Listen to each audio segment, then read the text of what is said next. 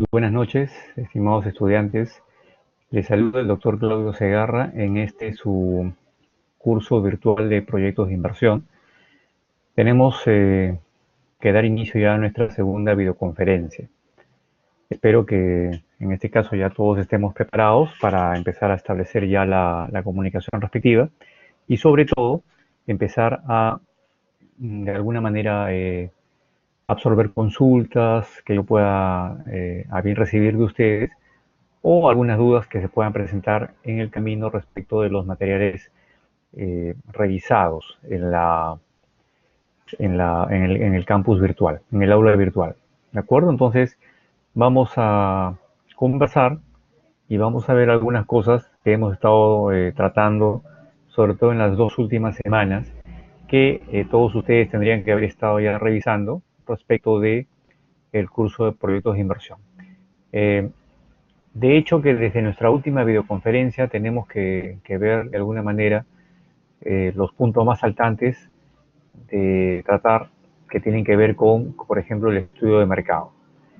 Y ese es un tema importante en el que definimos ahí que el estudio o la investigación de mercados, de alguna forma, como ustedes han revisado también sus materiales, dice que acá es la recopilación, el análisis y sobre todo la difusión de la información que de alguna manera ha sido eh, sistemática y objetiva, o de alguna forma decirlo, sistemáticamente y objetivamente recopilada y analizada con el propósito de mejorar un poco la toma de decisiones relacionados con la identificación y la solución de problemas y oportunidades en el mercado, ¿no? Y obviamente el instrumento que hace que nosotros nos metamos más en el mercado, que es la mercadotecnia. Ahora, esta información que provee esta técnica, esta investigación de mercado, debe ser relevante para el proyecto, o sea, debe ayudar a tomarnos un momento, eh, ayudarnos a repensar o ayudarnos a, de alguna forma, a tomar decisiones. Ya esa es la relevancia. Ser relevante es que a mí me permita tener un giro o una orientación para tomar decisiones. Y en este caso, relevante para el proyecto. Entonces, para tener estas condiciones, por decirlo así, ya tienen que presentarse algunos aspectos para poder tener este estudio. De hecho, el estudio tiene que ser o debe tener la característica de ser fiable, es decir, eh, tener unas fuentes fidedignas, eh, el tratamiento también de alguna forma bastante objetivo y tiene que ser una muestra o de alguna forma información que sea representativa para nosotros y para el proyecto, obviamente. Después también tenemos que ver la homogeneidad. Y en este caso, la homogeneidad, estamos hablando de que las variables que podamos usar en este tema del mercado eh, mmm, tienen que ser las mismas de alguna manera y los criterios tienen que ser también los mismos para que se puedan permitir o se pueda realizar una comparación entre ellas. Es decir, las variables que vamos a estudiar en el mercado tienen que ser uniformes. Si no, no vamos a poder hacer alguna comparación. ¿De acuerdo? Tercero, tiene que haber un tema de actualidad, o sea, tienen que ser actuales. No puede haber un desfase temporal con relación a la toma de decisiones. Si yo investigo, si yo establezco comparación de variables, si yo le doy un tratamiento y doy una representatividad a lo que voy a estar estudiando, definitivamente la toma de decisión tiene que ser inmediata. Yo no puedo hacer un estudio y luego tomarme todo el tiempo posible para hacer la toma de decisión. De por sí ya pierde actualidad ese estudio o esta investigación de mercado. ¿De acuerdo? Y como último punto o última característica o condición que tiene que presentarse para hacer este estudio, tiene que ser pertinente, es decir, que realmente sea útil, no solamente hacerlo por hacer, sino porque sencillamente esto me va a servir para algo. Entonces, de alguna manera, estas técnicas para determinar justamente el segmento a donde se va a dirigir el proyecto de inversión, tiene que ser pues óptimo, ¿no? Y de alguna manera tiene que ser totalmente programado, planificado. Ahora, ¿esto por qué? Porque también tenemos que analizar el comportamiento del consumidor. O sea, quién va a ser el que de alguna manera va a consumir o va a utilizar este proyecto. Y en segundo lugar, eh, vamos a tener que ver también la determinación de sobre qué segmento poblacional vamos a efectuar este proyecto de inversión. Obviamente, tenemos que ver pues la competencia misma en el mercado objetivo, ¿no? Es decir, oye, estamos viendo ese segmento, estamos atendiendo adecuadamente el segmento, es realmente eh, esa porción de la población la que va a estar beneficiada. Tendríamos que hacernos unas preguntas iniciales. ¿Okay? Luego, eh, tenemos que ver que la investigación de mercados tiene una gran utilidad en el sentido de que eh, sirve para la fase de preinversión, es decir, para la preparación misma y la evaluación del proyecto, o sea, si va a ser o no va a ser viable esto. Y después, obviamente, para la fase de operación y ejecución, que ya hemos conversado en la primera videoconferencia. Detengámonos a conversar un poquito respecto de las fuentes de información, o sea, lo que estábamos hablando de la fiabilidad. Estas fuentes se obtienen de dos maneras, de manera directa o indirecta. ¿Cuáles son los casos directos de datos o de fuentes de información? Comúnmente cuando estamos hablando de información directa, estamos hablando de información o datos primarios y datos secundarios, ¿no? En este caso, directos datos primarios, indirectos datos secundarios. Eh, ¿qué cosa llamamos primarios? Es toda aquella información que puede obtenerse por el investigador de manera directa y obviamente la utilización de estos, la obtención de estos datos, de esta información, se va a hacer mediante la recolección de datos o la utilización de técnicas de recolección de datos. Entonces, eh, que en esencia ustedes la van a utilizar también justamente cuando tengan que hacer su trabajo de investigación de tesis, por ejemplo, o proyecto de tesis. Vamos a tener, por ejemplo, las encuestas, los cuestionarios, las entrevistas, la observación. Basta con observar, yo puedo simplemente anotar todo lo que observo. Entonces, son técnicas de recolección de datos. ¿Listo? Y obviamente tienen que ser ejecutadas pues, en el campo de estudio respectivo, o sea, en el segmento donde yo supuestamente voy a empezar a aplicar o donde quisiera aplicar el proyecto de inversión. Y las fuentes secundarias ya son aquellas que se obtienen de diversas formas eh, o diferentes formas a la que yo obtengo en la información primaria. Es decir, ha sido obtenida, ordenada, sistematizada, posiblemente por instituciones o personas ajenas a mí, ajenas al investigador, al que yo estoy investigando, entonces ajenas a mí, y que de alguna forma han sido recopiladas con fines de repente distintos a los que yo quiero hacer ahora en la investigación de mercado. Pero de alguna forma me sirven, como son, por ejemplo, las estadísticas, datos de revistas especializadas, obviamente, ¿no? No cualquier revista, de diarios, informes serios de diarios, informes de consultorías, en fin, los llamados papers también, los que estamos hablando ahora en investigación. Entonces, yo podría tener un sinfín de datos que puedo recopilar de diversas fuentes totalmente distintas a las primarias, es decir, de fuente directa, pero que los obtengo de otras instituciones o de otras personas que han hecho una investigación previa antes que yo y me pueden servir a mí como una suerte de repositorio útil para mi investigación. Ahora, respecto a la segmentación del mercado, es una forma de establecer divisiones, segmentaciones uh, o establecer grupos uniformes, ¿no? De repente más pequeños para poder ser estudiados y de repente con características similares, ¿no? O sea, características y necesidades semejantes y que de alguna forma me permitan a mí dividir de acuerdo a las características que estoy observando en estos pequeños grupos, o también dependiendo de las variables que puedan establecerse en cada grupo, eh, cuestiones que puedan influir posiblemente a futuro, en un futuro inmediato obviamente, porque tampoco me voy muy largo, me puedan influir respecto de la toma de decisión, respecto de su comportamiento como consumidor, es decir, un comportamiento de compra. ¿Ok? Ahora, estos segmentos que son grupos homogéneos, eh, de alguna forma podemos establecer que son grupos que de alguna manera, debido a su similitud, probablemente tengan las mismas reacciones o las mismas respuestas acerca de un determinado producto.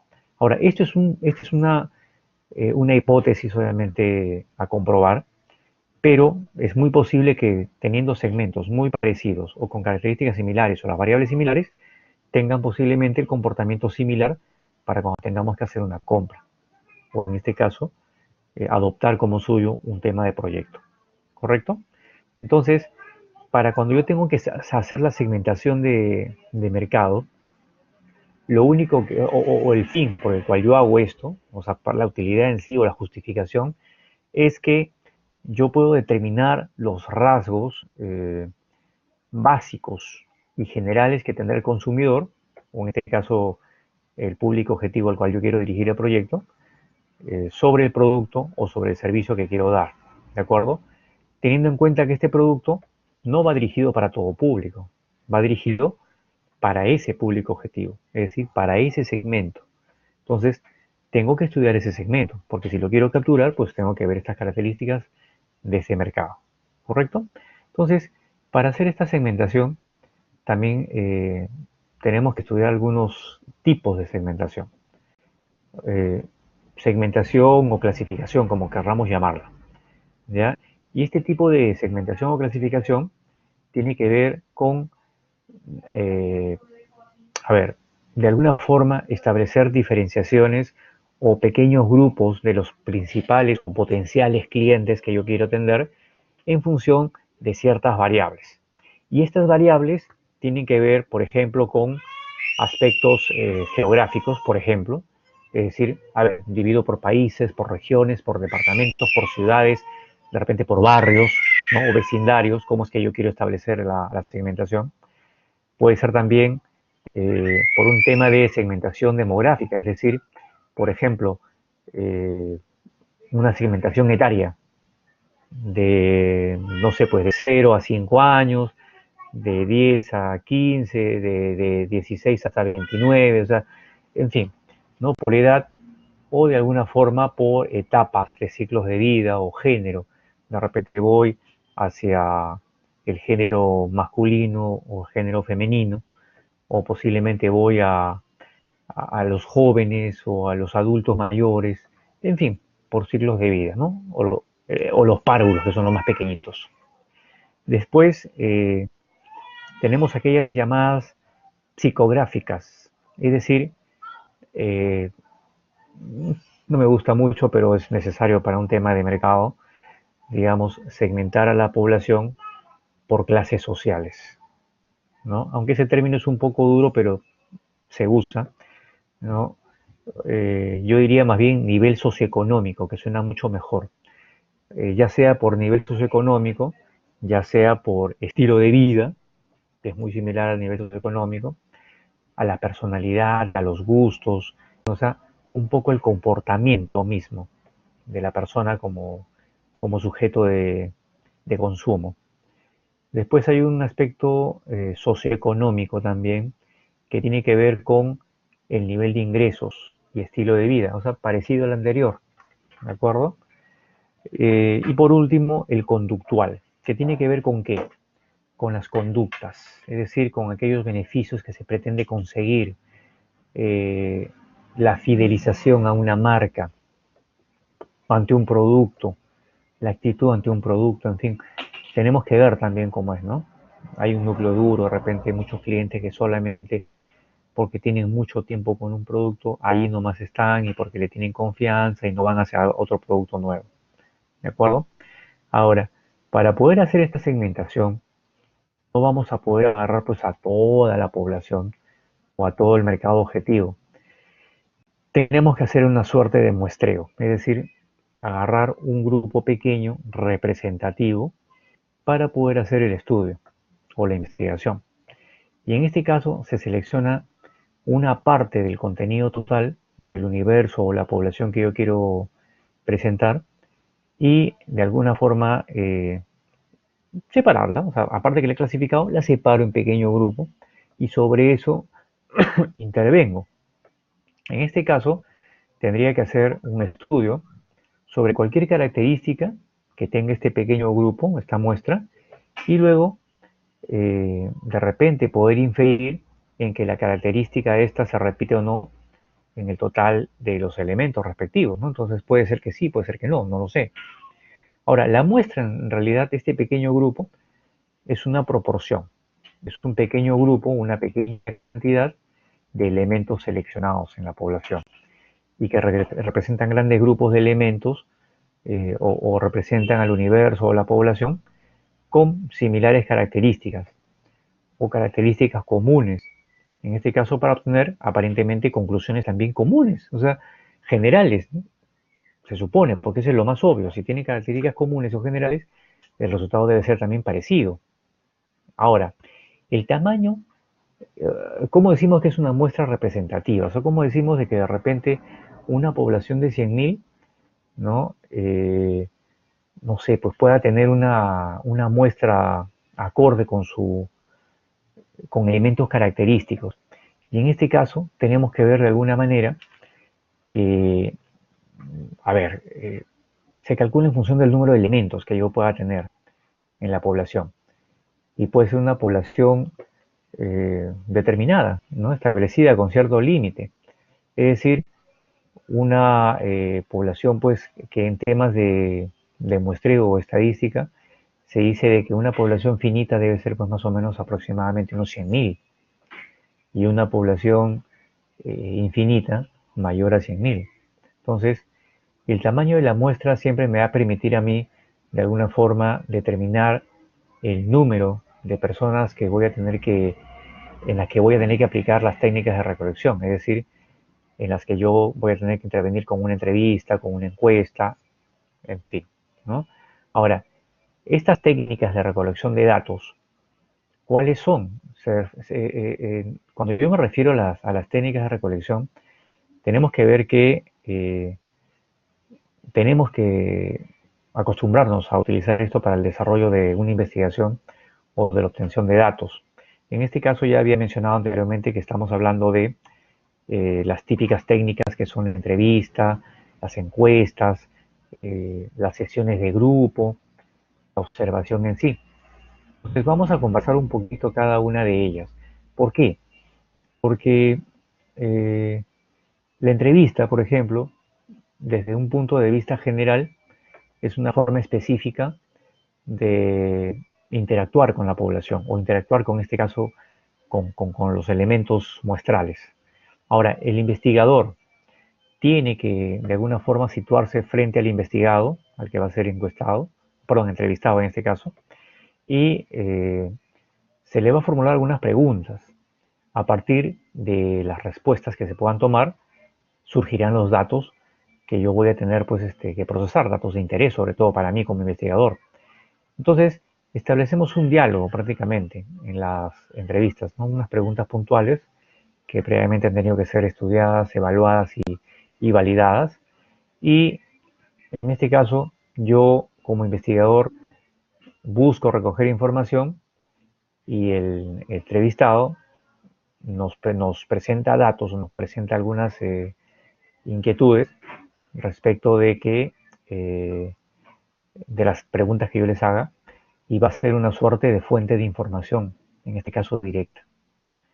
Luego, si vamos a empezar a conversar también sobre la técnica de la encuesta, que también es una técnica muy utilizada en temas de investigación, estamos hablando que la encuesta es un estudio en el cual el investigador obtiene datos también formuladas a raíz de un conjunto de preguntas, pero en este caso, eh, mm, a ver, vamos a determinar una muestra representativa en esta encuesta o a un conjunto total de la población estadística, de tal forma que vamos a encuestar a personas, vamos a encuestar a empresas o vamos a encuestar a entidades. Entonces, obviamente esto de aquí va a ser una eh, suerte también de conversatorio, muy al contrario de la entrevista, que es una suerte de preguntas establecidas y que puede salir de repente algunas otras en la misma conversación como repreguntas. En la encuesta tenemos un listado fijo, es decir, un cuestionario fijo que tiene alternativas de respuesta. En la entrevista no, la entrevista es abierta. En la encuesta ya es cerrado, de alternativas y no podemos salirnos de ellas. ¿Okay? Respecto a la observación, a ver, yo observo personas, observo hechos, observo fenómenos, casos, objetos, eh, diversas situaciones, ¿no? O actuaciones o acciones, etcétera, con el fin de determinar u obtener alguna información. Y en este caso, información que va a ser necesaria para mi investigación. Ahora, para esto se suele utilizar de alguna forma sistematizada también eh, unas técnicas en la cual, por ejemplo, para observar yo tengo que estar pasando desapercibido, es decir, de alguna forma encubierto. Es decir, los sujetos de estudio no pueden ser conscientes de que yo los estoy observando.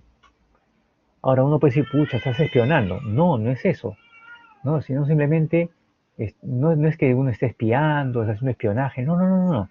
Sencillamente acá es un tema de observación, yo tomo conocimiento de lo que está pasando y sencillamente quien está siendo investigado, en este caso observado, sencillamente no tiene que percatarse, tiene que ser natural lo que esté actuando el investigado. Habíamos también conversado sobre las llamadas sesiones en grupo. Las sesiones en grupo en realidad son los que nosotros conocemos como los llamados focus groups. Es decir, se invita a un cierto grupo de gente con ciertas cualidades y ciertas características eh, que están formados pues, por grupos de 7 u 8 personas que han sido reclutados o invitados, suena mejor, invitados, a ver, de acuerdo a unas características básicas, ya sea pues de sentimientos, necesidades, percepciones, cualidades. ¿Para qué? Para tomar justamente conocimiento y tomar, eh, a ver, sus apreciaciones respecto a un cuestionario de preguntas directas y que estas personas, eh, de alguna forma con dinámicas grupales, que deben sentirse pues totalmente cómodos y ligeros, pues libres de hablar, puedan comentar alegremente y libremente sus pareceres respecto a un producto.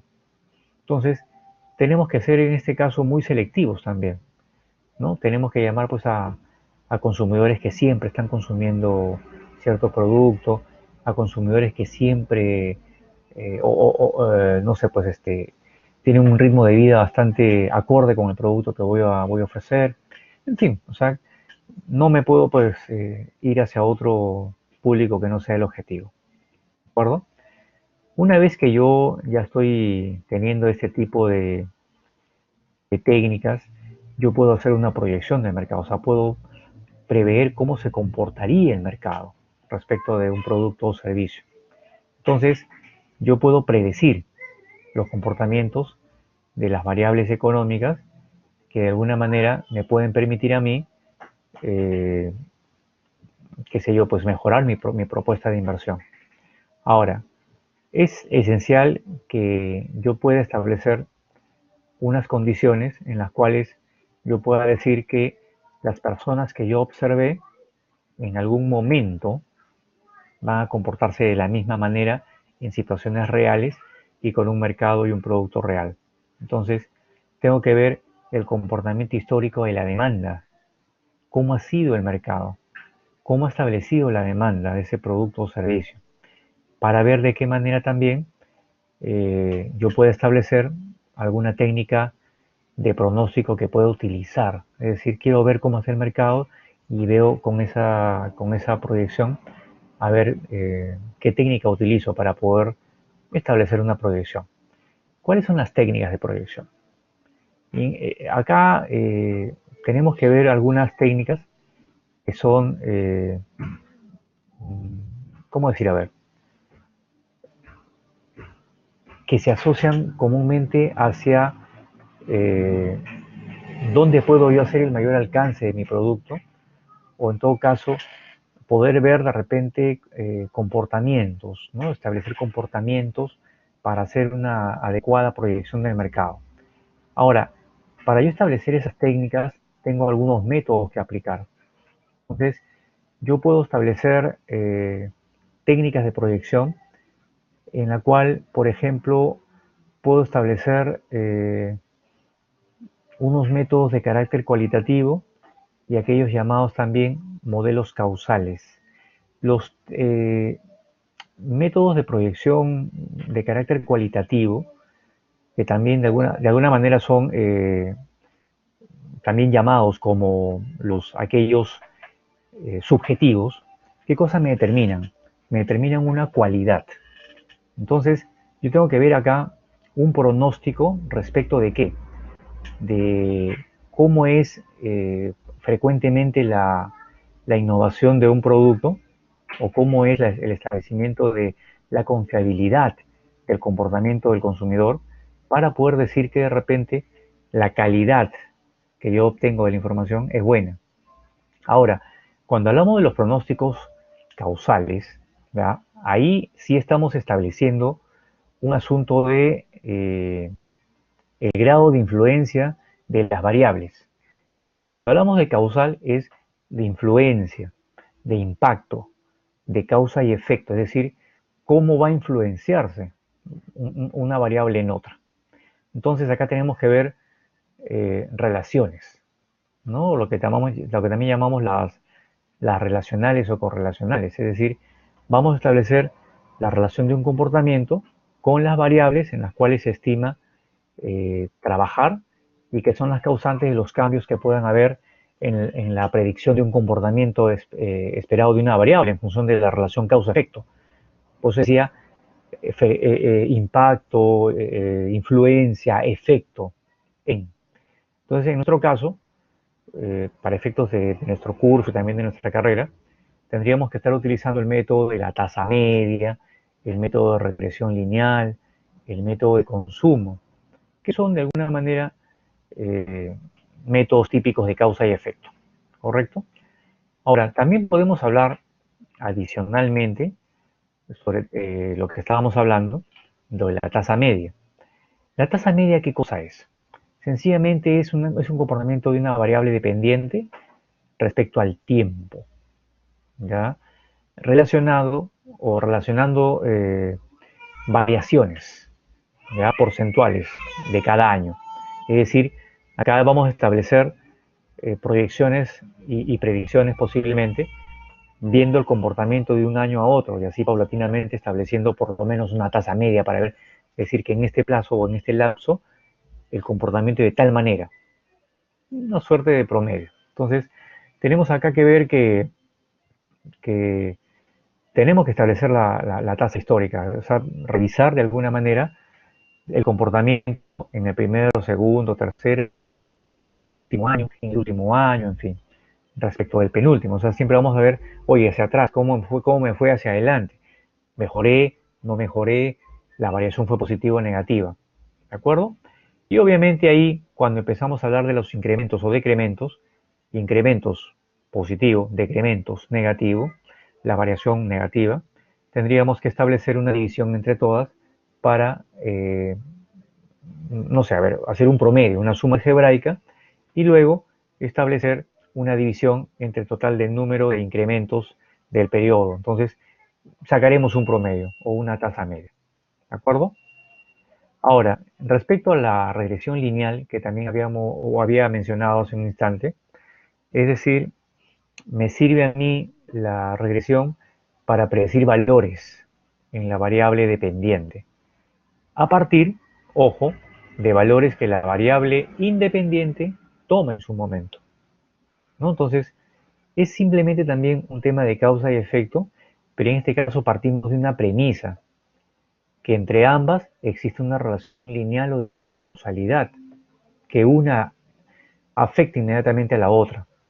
Entonces, ahí establecimos dos modelos básicos de regresión, ¿no? El de simple o de dos variables y el modelo de regresión múltiple o multivariable. Entonces, ahí tenemos que ver que la primera, por ejemplo, predice la una sobre la otra, porque es inmediata y es lineal.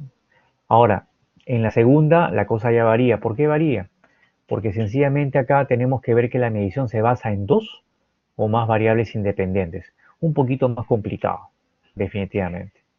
Entonces, de aquí estableceremos una estadística porque, y ya también se estudiará en su momento, se establecerá pues lo que le llaman un diagrama de dispersión, ¿no? Van a ver ustedes cuando estudien en estadística que hay una gráfica, una línea, y sobre esa línea vamos a ver puntitos, ¿no? Que estadísticamente hablando representan algo. Gráficamente se representa la variable independiente como un cuadrante X y y la dependiente como Y. Entonces, en fin, ya en estadística ustedes los van a estudiar en detalle, pero son de alguna manera datos que a mí me van a servir para poder hacer digamos, un trabajo bastante efectivo con el tema de la regresión lineal. Y por último, en esta primera parte, el método de consumo. En este caso, el método de consumo se basa netamente en el conocimiento de la población, y en este caso de la población proyectada. ¿A qué me refiero? Yo tengo un mercado objetivo que puede ocasionar una demanda, obviamente, en mi producto, y el consumo por cada persona, promedio, obviamente, no voy a individualizar. Cuando se habla, es comúnmente conocido como el per cápita, ¿ya? El per cápita eh, promedio, digamos, ¿correcto? Ahora, esto de aquí ya me está permitiendo determinar el consumo total de un periodo determinado, obviamente, y tendría que seguir unos pasos para poder hacer este tema de consumo. Es decir, obtengo los datos mediante las encuestas, voy preguntando, encuestas de opinión, observación, también puedo hacer observación, posiblemente alguna revisión de material impreso. Después tendría yo que determinar el consumo per cápita, es decir, el consumo por cada persona y la población consumidora en general. Y luego proyectar la demanda mediante una fórmula. Obviamente es una fórmula económica, que ya estaríamos también conversando, y lo deben haber visto en sus lecturas también, ya que tienen que empezar a aplicar posiblemente en el trabajo de investigación. ¿Correcto? Ahora, cuando ya hemos establecido este estudio de mercado con las técnicas y los métodos de investigación y de muestreo, tenemos que establecer dónde se va a localizar y cuán pequeño debe ser el proyecto, es decir, el tamaño del proyecto. ¿De acuerdo? Y en este caso ya estamos estableciendo que el estudio que tenemos que hacer es un estudio de índole técnico. Y aquí nos enfocamos al estudio técnico. Y eso lo hemos conversado también en la primera videoconferencia.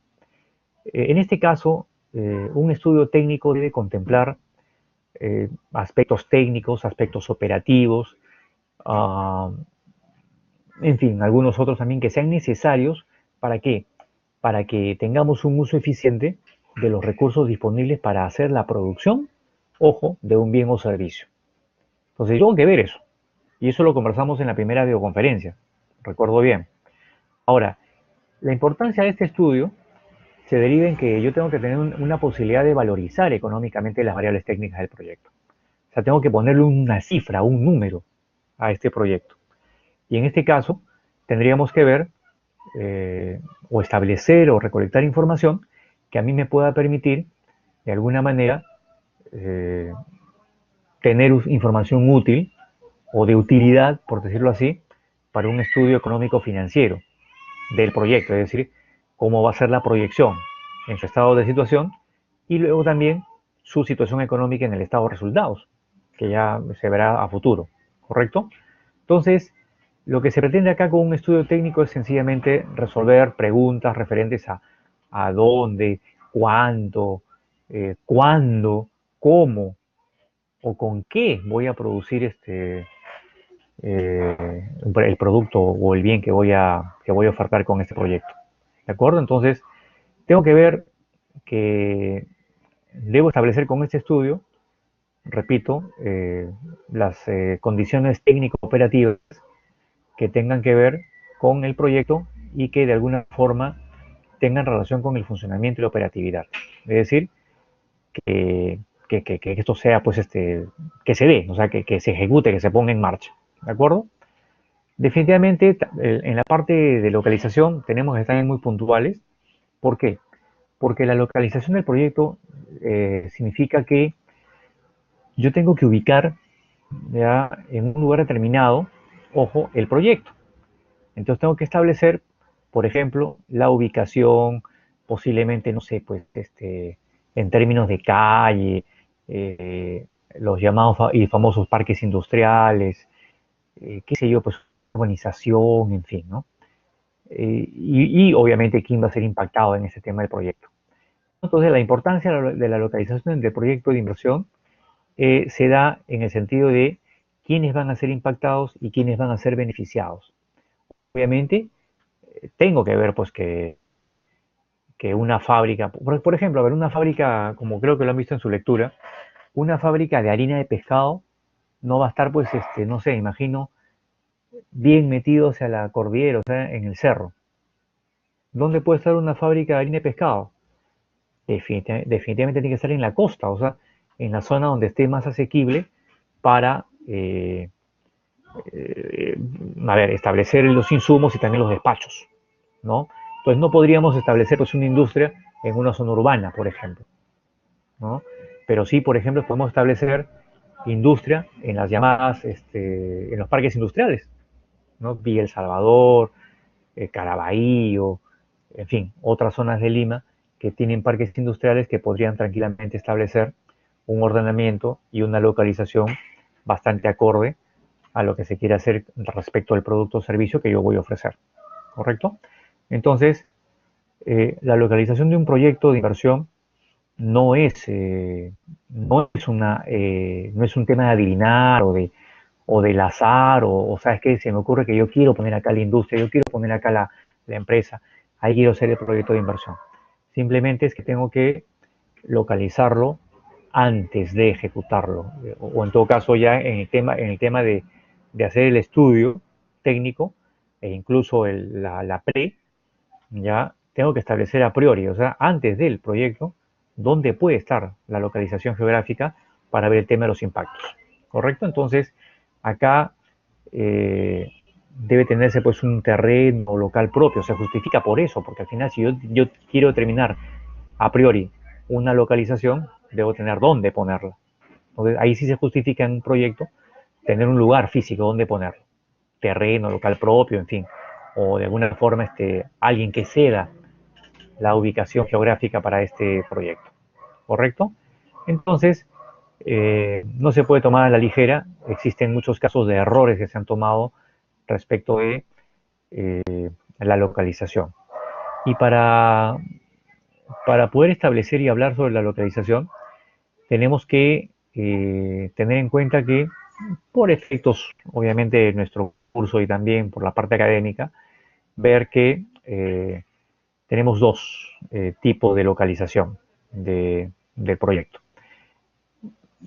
A ver, académicamente se está hablando de aquellos enfoques, ya sea de localización macro y micro, ¿no? La llamada macro localización y micro localización.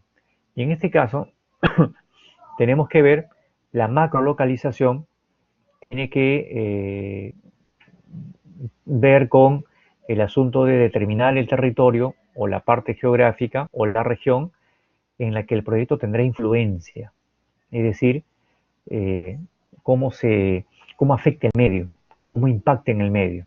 Entonces, la región o la parte geográfica seleccionada puede ser en el ámbito internacional, por ejemplo, nacional o territorial, o local, por decirlo así, ¿de acuerdo?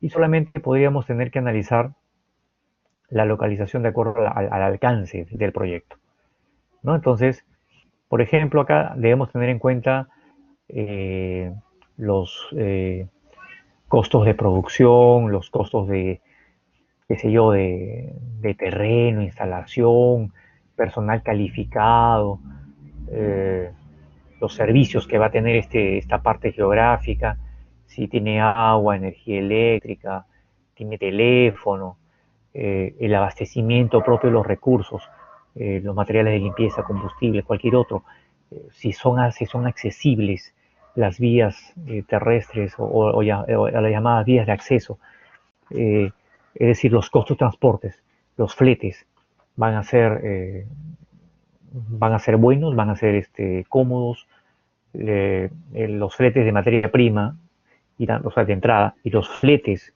para sacar el producto terminado. O sea, tengo los accesos respectivos, dónde voy a ubicar geográficamente, en este caso mi localización ya in situ, a priori, dónde voy a localizar la materia prima, dónde voy a ubicar los insumos. Eh, Hay muchos proyectos de inversión que implican de que donde se ubica la materia prima o el insumo, también se ubica el proyecto. Por ejemplo, pues lo que hablábamos hace un instante del proyecto de una planta de tratamiento de harina y pescado, por ejemplo, tiene que estar en la costa, definitivamente, ¿no?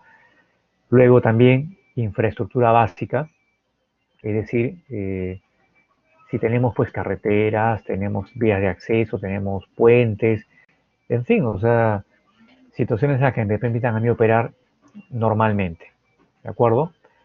Eh, el terreno es mío, el local es mío, terceros, está cedido, lo alquilo, en fin, hay que ver eso, ¿ya? Y también lo que ahora ustedes deben haber escuchado mucho es una realidad, antes no se tomaba muy en cuenta ese asunto, pero tenemos que ver también el tema del manejo de riesgos, de desastres, o sea, de alguna forma tengo que ver o tengo que proyectarme que si esto va a ser o no eh, afectado por algún tema de desastre natural o de, no sé, poblaciones circundantes. También hay un tema de ríos, de, no sé, desbordes, huaicos, qué sé yo, aquellos daños que pueden ser inevitables por efecto de la naturaleza. Y yo tengo que ver, de alguna forma, la mitigación inmediata o la reducción del impacto de estos agentes que pueden dañar mi proyecto. Entonces, ahora todas las empresas tienen que manejar riesgo de desastres. Es una realidad, o sea, todos manejan esto. Hablando de la microlocalización, ya el otro aspecto. En la microlocalización, ahí estamos hablando de qué? De un punto preciso en la macrozona. Es decir, si yo tengo a nivel internacional, nacional o territorial una zona identificada, la macrolocalización, en esa macro tengo que definir un punto específico y una ubicación determinada. Esa es la microlocalización. Y en este caso la microlocalización tiene que ver con determinar una zona geográfica específica en la que yo tengo que ver claramente si va a haber vías de acceso, si va a haber público que pueda acercarse, si ver, por ejemplo, igualmente, como lo dice en la macro, el costo del terreno, los servicios básicos, el costo de los servicios, en fin, o sea, situaciones que a mí me permitan de alguna manera también establecer que sea determinante o no, o condicional, ya aquellos términos en los cuales a mí me permitan hacer una micro o macro localización. Entonces, tendría que ver pues muchos estudios de repente desde la parte física, si tengo requerimientos de infraestructura, si tengo cercanía a los mercados de consumo, cercanía a los mercados de producción o las fuentes de materia prima también. Eh, si tengo, importante, la disponibilidad de mano de obra calificada. Hay gente que está aquí, que puede entrar en el proyecto, están cerca, están muy lejos, en fin, ¿no? Después, le repito, los fletes también son importantes en el tema de la micro. El costo de vida de la zona. Recordarán ustedes este caso típico de esta gaseosa Cola Real, ¿no? Que entró a los mercados, sobre todo el interior o las zonas más deprimidas. ¿Por qué? Porque vendían un producto a precio asequible. Las plantas se establecieron también en zonas que no se establecía antes, porque los productos, como otras gaseosas, eran carísimas en zonas inaccesibles. Entonces también hay que ver eso de eh, los gastos o los costos de la zona pueden afectar mi proyecto. ¿De acuerdo? Entonces, redondeando estas ideas, tendríamos que establecer también algunos factores que pueden determinar, por ejemplo, si yo voy a establecer un proyecto grande o pequeño. Y en este caso tengo que ver pues el mercado, la tecnología, el financiamiento, la disposición de recursos, es decir, si estos van a ser realmente asequibles o no para mi proyecto, y esta pueda ser grande o no. Entonces, el tamaño en definitiva, o sea, si es grande o pequeño, dependerá definitivamente de cada una de las variables que yo he indicado anteriormente y también los factores condicionantes. Entonces, el tamaño tiene límites, es inevitable, pero tengo que ver que uno de los límites lo establece la demanda. Yo no voy a establecer un proyecto de inversión si es que en el estudio antes he determinado que la demanda es baja. Entonces no tengo una capacidad de retorno posterior. Sería pues de alguna forma contraproducente para mí, ¿no? En grandes rasgos, es lo que ustedes tendrían que haber estado trabajando y estudiando con los materiales que se observan en el aula virtual. Y también, aparte de las lecturas, hay unos links que ustedes han tenido que estar revisando, sobre todo algunos videos de YouTube, me parece que han estado ahí proponiéndoseles, y algunas fuentes bibliográficas, ¿no? Como formulación y evaluación de proyectos de inversión, entre otras, ¿no? Que son necesarias para, para el normal desarrollo de su participación en este curso virtual. ¿De acuerdo? Estoy viendo aquí en pantalla a algunos conectados. Me alegro de que estén aquí. De verdad que ha sido un poco complicado la vez anterior, en el sentido de que los horarios se cruzaban, ¿no? Algunas personas me decían de que no podían en la mañana, y otra persona también me escribió diciéndome que no podía en la tarde o en la noche porque trabajaba domingo. Entonces, ya un término medio no se puede ubicar más que ¿no? Entonces, eh, porque también en día de semana me dicen de que llegan tarde del trabajo, o están estudiando algunos, en fin. Entonces, yo creo que este es el día indicado, salvo que ya por otro medio, desde el aula virtual, establezcamos algún otro día y otra hora. Pero de hecho, ¿qué va a ser? Si es que establecemos una hora entre lunes a sábado, va a tener que ser por encima de las 10:30, 11 de la noche, que es algo que muchos no desean, porque dicen que llegan cansados. Entonces, creo que puede ser un domingo como este. ¿De acuerdo? Entonces, de hecho que vamos a recibir ahora sí las preguntas necesarias o las inquietudes que tengan ustedes respecto de la ampliación de algún tema en el curso. Y si no, simplemente doy por concluida la videoconferencia, para pasar ya a descansar, ustedes también, y a seguir con el trabajo. Recuerden, por favor, que el curso termina el miércoles, o sea, empieza miércoles, termina en miércoles a las 12, 12 del día, 12 del mediodía, y se inicia el mismo miércoles a la 1 de la tarde. Digo esto porque, por favor, se están dando muchas situaciones en las cuales a veces están mandando tareas posterior a la fecha de cierre del módulo. Es cierto que la tarea se puede, algunas se pueden incluir o se pueden mandar posterior a la fecha del módulo, pero eso ya es a destiempo. El que no haya un tope ahí no significa que se entregó a tiempo, se entregó a destiempo. El módulo se inicia en un día y una hora y se culmina en un día y una hora específica.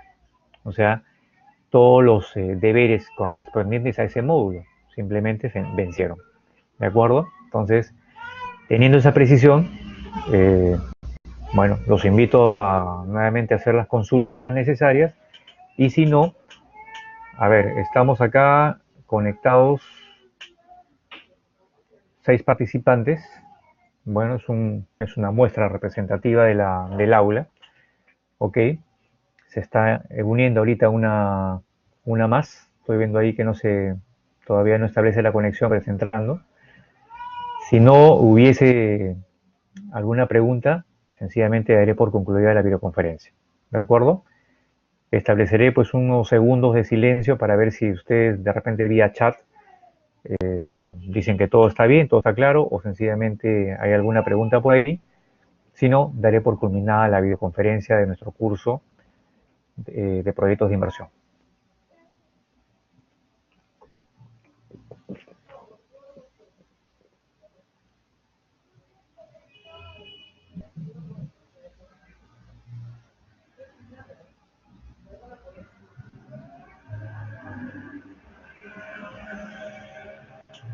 Bien, correcto. Entonces, todo quedó claro, todo establecido.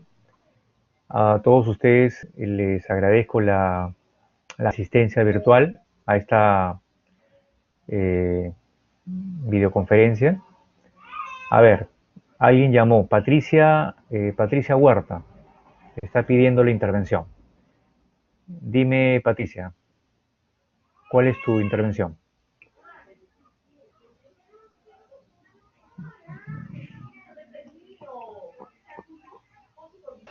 Sí, quería hacer una consulta. Eh, Era no del tema, ¿no? Así del curso en general, ¿no? ¿Qué sucede? ¿Qué pasa? Yo no pude entrar a la primera videoconferencia, pero sí sé que lo he colgado, estaba escuchándolo, ¿no? Pero esto repercute o baja en algo nuestra calificación. Esa era mi consulta, ¿no? Porque estaba con esa preocupación. Ya, correcto. Ok, Patricia, a ver, esto va para ti y para todos. En esencia, a ver, todos deben asistir a la videoconferencia, ¿ya? Si no pueden, lo pueden ver grabado. Eso no quiere decir que no tengan que asistir, tienen que asistir. Pero ¿dónde se ve afectada tu calificación en sí? Con esto no te digo de que tienes carta libre para no venir a la videoconferencia, sino sencillamente te digo de que ustedes como mínimo deben ingresar una vez por semana al curso virtual, o sea, una vez por módulo, porque el módulo es semanal, ¿ya? Ojo, el módulo se cuenta de miércoles a miércoles, ¿ya? Pero la semana es de lunes a sábado o de lunes a domingo. Entonces tengan muy presente de que tiene que haber por lo menos un ingreso semanal, ¿ya? El sistema lo va a contabilizar, cuántas veces han ingresado. Yo les recomiendo particularmente, bueno, va a estar grabado, yo no quería que esto esté grabado, si no hubiésemos podido hacerlo fuera de grabación, pero yo les recomiendo que ustedes ingresen, revisen material, en fin. La cuestión es que ustedes queden registrados como visitantes, hayan hecho algunas acciones en el módulo y de por sí ya queda registrada su asistencia, ¿ya? Incluso yo, Patricia, he mandado un anuncio, me acuerdo, por el aula virtual y dije claramente que por favor ahí bastaba con que ustedes ingresen una vez, mínimo una vez por semana. O sea, no se les pide mucho. Pero obviamente la mejor calificación o las bonificaciones se van a dar cuantas más veces ingresen y cuantas más veces participen en los foros y sobre todo en el debate. ¿Ya? Eh, no puedes asistir de repente a una videoconferencia, mira, el mundo no se va a acabar, ¿ya? Pero sí, yo te sugeriría de que no faltes, o entre comillas, no dejes de ingresar al módulo. Eso es importante, porque eso sí interviene o afecta tu calificación, para todos en general, ¿no? Ahora, ya, bueno, doctor, yo ingresé, pero me olvidé de presentar la tarea, lo mismo que nada. Bueno, yo ingresé, pero no participé del debate, lo mismo que nada. O sea, el hecho no es solamente ir, mirar, chequear, no, también es intervenir en las actividades propuestas de la semana, que pueden ser los debates en los foros de discusión o sencillamente una pregunta en el foro de preguntarle al profesor o cumpliendo las tareas. Pues no te preocupes, Patricia, yo sé que los horarios no van a coincidir para todos. Sí, a ver, creo que tenemos como 4 o 5 videoconferencias, no me vas a faltar a todas, pues, ¿no? O sea, asumo que por lo menos al 50% más uno vendrás a una videoconferencia, que eso ya es aceptable, ¿no? Pero no te preocupes, o sea, al final no debe afectar. Y al final también yo tengo la posibilidad, pues, de rehabilitar o no a un estudiante inhabilitado, ¿de acuerdo? A ver, Carlos pregunta, a ver, Carlos nos dice dónde podemos visualizar el total de inasistencias que vamos acumulando. Ah, esa es una buena pregunta, Carlos. De repente ustedes no lo pueden ver, pero yo sí puedo verlo. Voy a hacer la consulta, porque yo sí puedo ver sus asistencias, sus ingresos, ¿ya? Pero lo puedo ver como docente facilitador. El tema es que esto es automático. Esto lo contabiliza automáticamente sistemas, ¿ya? Entonces, déjenme hacer la consulta, porque si me haces la pregunta es porque de repente ustedes no pueden visualizar eso. Pero yo voy a ver ese aspecto, ya, porque yo sí lo puedo ver. De repente les puedo compartir, digamos, personalmente a cada uno de los usuarios su avance, digamos, está yendo en esto, estás, qué sé yo, es como un acompañamiento, le llamamos el scholarship. Entonces vamos a hacer un acompañamiento escolar para ver si están de repente con algún tema de asistencia en peligro. Por favor, ya saben, simplemente siempre, por lo menos ingresen una vez a la semana, ¿ya? Y con eso estaría de alguna manera cubierta la parte de la asistencia, que es esencial para ustedes. Así que, Carlos, quedaría pendiente esa respuesta. Yo de repente les puedo pasar personalmente su récord. Me parece que ustedes como estudiantes no pueden ver eso, ¿ya? Pero déjenme averiguarlo, ¿correcto? ¿Alguna otra duda?